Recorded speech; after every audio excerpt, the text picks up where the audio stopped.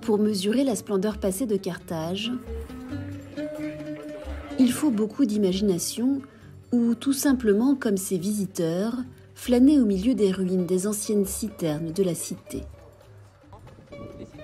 Au nombre de 15 citernes qui pouvaient accepter vers 34 000 mètres cubes d'eau. Pas de grande civilisation sans maîtrise de cette denrée précieuse qu'est l'eau. Les Carthaginois et les Romains l'avaient bien compris.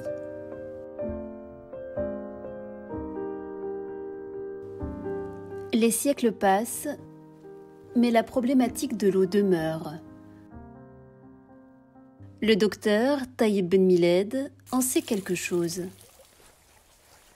Pneumologue à la ville, grand amoureux de la nature le reste du temps, il est à la tête d'un domaine en banlieue de Tunis. Là, c'est une partie donc, des jardins, un véritable écomusée de roses. Vous voyez que les rosiers sont indiqués avec une signalétique en rapport. Et ça, c'est unique du moins en Tunisie. Ça fait jardin botanique. Un jardin d'Éden aux portes de la capitale Tunis. Pour parvenir à ce petit miracle, il en aura fallu du travail acharné. Quand il hérite de ce domaine il y a 2 décennies, ce n'est pas vraiment un cadeau que reçoit le docteur Ben Miled. Là, c'est une terre qui est à dominante calcaire. Ce que vous voyez, c'est l'état de la colline telle qu'elle était, une terre abandonnée, son agriculture en déprise. Le fait d'abandonner la terre l'expose à la dégradation naturelle. Le fait qu'elle reste en pente, les eaux de ruissellement vont lessiver la terre et vont la dégrader.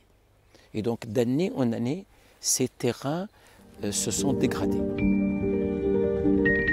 Avec passion et patience, le docteur Ben Miled et ses équipes ont mis en place une myriade de techniques pour optimiser les ressources en eau.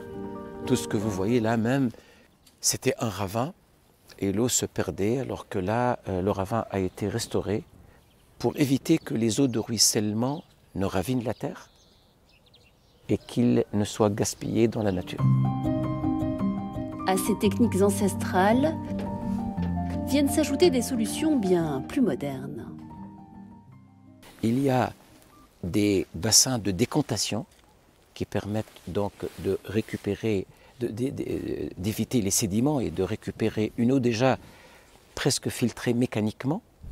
Et après, elle va transiter dans des lits de gravier, de sable, de plantes. Ces lagunes, il y a le premier étage, le deuxième étage, contribuent à filtrer des eaux qui sont souterraines et qui viennent à partir d'un bassin d'eau usée, traitée, délivré par l'Office d'assainissement de Tunis. En fait, ce sont les eaux domestiques de Tunis qui transitent à côté de nous et on prélève de cet effluent, de ces eaux usées. Voilà que l'eau arrive à être réellement améliorée et conforme à l'usage en agroforesterie. Cette unité de traitement des eaux usées permet de récupérer 500 mètres cubes d'eau par jour. Plus bas, ce conteneur renferme une technologie de pointe allemande permettant de filtrer encore plus finement l'eau. C'est un laboratoire de très haute technologie. On s'est associé à une véritable communauté de savoir. On s'est associé à des universités et les chercheurs, les étudiants utilisent maintenant nos espaces comme une plateforme de recherche et de développement. Et c'est un véritable living lab. Le site pilote démontre que ceci est possible.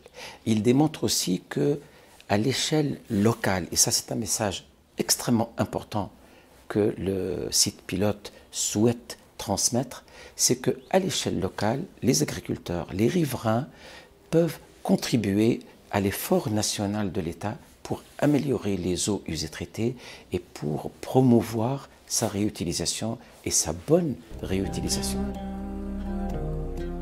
Un living lab un laboratoire à ciel ouvert.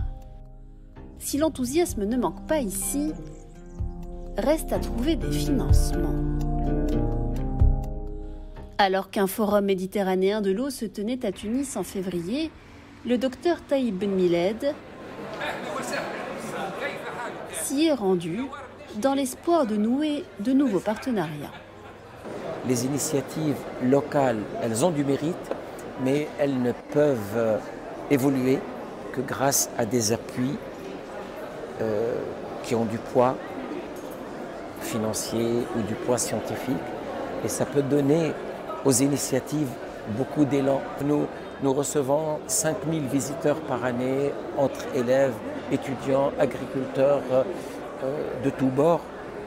Et par conséquent, nous trouvons que notre expérience en matière de coopération internationale elle est exemplaire et elle est équitable. Encourager la coopération méditerranéenne et plus largement internationale, c'est aussi le message qu'est venu divulguer Marc García Manzana, secrétaire général de l'Institut méditerranéen de l'eau, tout droit, arrivé de Valence en Espagne. La Méditerranée, en fait, c'est une espèce de zone d'expérimentation qui sert pour tout le monde après. On a simplement un 1% de toute la surface de la Terre, mais on a 480 millions d'habitants qui habitent autour de la Méditerranée. Et c'est surtout autour de la Méditerranée où on voit principalement les effets du changement climatique. Alors les solutions qu'on peut prendre ici à la Méditerranée sont parfaitement exportables à d'autres pays et d'autres régions du monde.